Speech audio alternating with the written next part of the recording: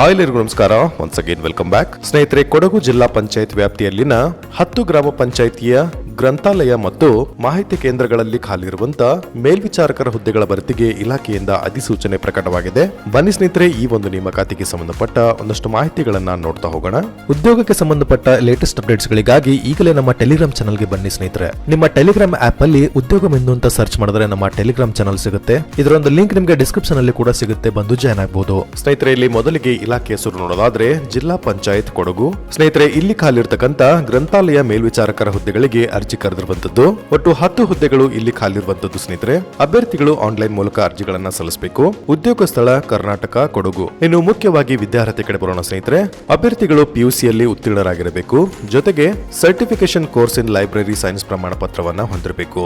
ಜೊತೆಗೆ ಕನಿಷ್ಠ 3 ತಿಂಗಳ ಮಾನ್ಯತೆ ಪಡೆದ ಸಂಸ್ಥೆಯಿಂದ ಕಂಪ್ಯೂಟರ್ ಕೋರ್ಸ್ ನಲ್ಲಿ ಉತ್ತೀರ್ಣರಾಗಿರಬೇಕು.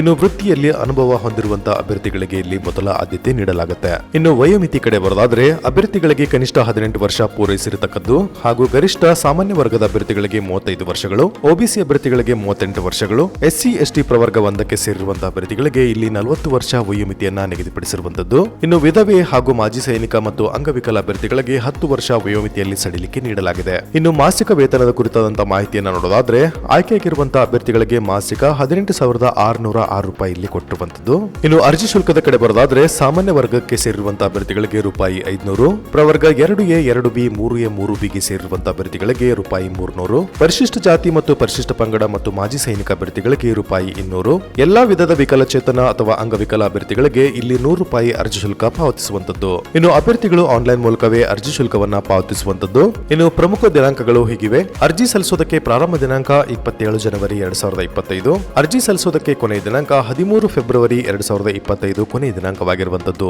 ಸ್ನೇಹಿತರೆ, ಈ ಒಂದು ನೇಮಕಾತಿಗೆ ಸಂಬಂಧಪಟ್ಟ ನೋಟಿಫಿಕೇಶನ್, ಅರ್ಜಿ ಸಲ್ಲಿಸುವಂತ ಲಿಂಕ್ ಹಾಗೂ ಇತರ ಎಲ್ಲ ಮಾಹಿತಿ ನಿಮಗೆ ಬೇಕು ಅಂದ್ರೆ ಡಿಸ್ಕ್ರಿಪ್ಷನ್ ಅಲ್ಲಿ ನಮ್ಮ ವೆಬ್ಸೈಟ್ ಲಿಂಕ್ ಕೊಟ್ಟಿದ್ದೀವಿ ಸ್ನೇಹಿತರೆ. ಅದರ ಮೂಲಕ ನೀವು ಎಲ್ಲ ಮಾಹಿತಿಗಳನ್ನ ಪಡಿಬಹುದು ಅಂತ ಹೇಳ್ತಾ, ಸಾಧ್ಯವಾದಷ್ಟು ಎಲ್ಲರೂ ನಮ್ಮ ಟೆಲಿಗ್ರಾಮ್ ಚಾನಲ್ಗೆ ಬನ್ನಿ ಸ್ನೇಹಿತರೆ. ದಿನನಿತ್ಯ ಹೊಸ ಉದ್ಯೋಗ ಮಾಹಿತಿ ನೀವು ಟೆಲಿಗ್ರಾಮ್ ಆಪ್ ಮೂಲಕ ಪಡ್ಕೋಬಹುದು. ಮುಂದಿನ ಉದ್ಯೋಗ ಮಾಹಿತಿಯೊಂದಿಗೆ ನಿಮ್ಮನ್ನ ಮತ್ತೆ ಭೇಟಿ ಮಾಡ್ತೀನಿ. ನಮಸ್ಕಾರ ಸ್ನೇಹಿತರೆ.